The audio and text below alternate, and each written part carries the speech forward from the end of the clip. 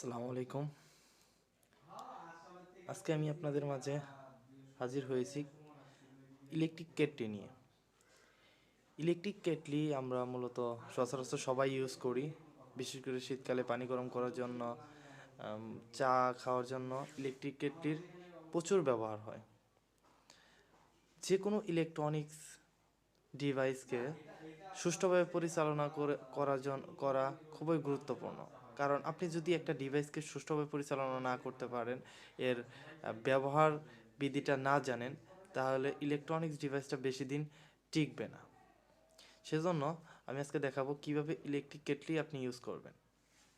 তো first of all electric kettle use করার জন্য আপনাকে অবশ্যই এই প্লাগটা যে বোর্ডের সাথে লাগাবেন, সেই বোর্ডটা অবশ্যই কোনো লুজ কানেকশন থাকা যাবে না, একদম স্ট্রংলি যাতে লাগে সে ব্যবস্থা থাকতে হবে।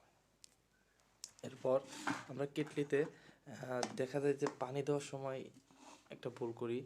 ভুলটা হলো যে এই যে আমাদের এখানে কিন্তু মিনিমাম এবং ম্যাক্সিমাম একটা ইন্ডিকেট করা আছে। আমার এই মিনিমামের নিচেও পানি দেওয়া যাবে না, তাহলে কয়েলটা কেটে যাবে, এবং এই ম্যাক্সিমামের উপরেও পানি দেওয়া যাবে না। যদি ম্যাক্সিমামের উপরে পানি দিই, তাহলে এখানে যে স্টিম সুইচটা আছে, দেখা যায় যে এইখানে বাষ্প এখান থেকে যাওয়ার পরে স্টিম সুইচটা কাজ করে। কিন্তু যদি এখানে আমরা এই ম্যাক্সিমামের উপর পানি দেই, তাহলে এখানে বাষ্প তৈরি হয় না, সরাসরি পানিটা আমরা যখন বয়েল হওয়া শুরু করে এই পানিটা ভিতরে চলে যায়। এক্ষেত্রে পানিটা এই ভিতর দিয়ে যে ফার্স্ট অফ অল সুইচটাকে নষ্ট করে ফেলে, সুইচটা গলে যায়, এবং সুইচটা কোনো কারণে যদি নষ্ট না হয়, দেখা যায় যে এই পানিটা আমার এই সাইড দিয়ে কয়েলে চলে আসে, তখন কয়েলটা কাটার সম্ভাবনা থাকে। তাহলে আমরা কখনোই এই ভুলটা করবো না যে ম্যাক্সিমামের উপর পানি দিব না। সবসময় ম্যাক্সিমামের যে দাগটা আছে এর নিচে পানি রাখবো, এবং মিনিমাম যে দাগটা আছে তার উপরে পানি রাখবো। এবার যদি আমরা ইলেকট্রিক কেটলি ইউজ করি, তাহলে আমরা ইলেকট্রিক কেটলি দীর্ঘদিন ইউজ করতে পারবো।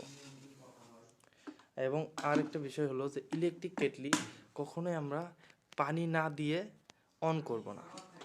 পানি না দিয়ে আপনি যদি অন করেন, সাপোজ এই জিনিসটা আমি সিম্পল কয়েক সেকেন্ড দেখতে পারি, এই কয়েক সেকেন্ডেই দেখবেন যে এটা অনেক হিট হয়ে যায়। কারণ একটা কেটলি এটা হাত দেওয়া যাচ্ছে না, অনেক হিট। কেটলিতে 1500 ওয়াট থাকে।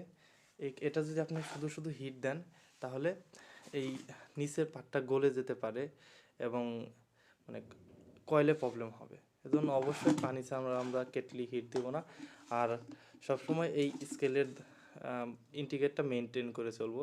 মিনিমামের উপরে পানি দেবো, ম্যাক্সিমামের নিচে পানি দেবো, তাহলে আমরা ইলেকট্রিক কেটলি দীর্ঘদিন ইউজ করতে পারবো। ধন্যবাদ সবাইকে ভিডিওটি দেখার জন্য।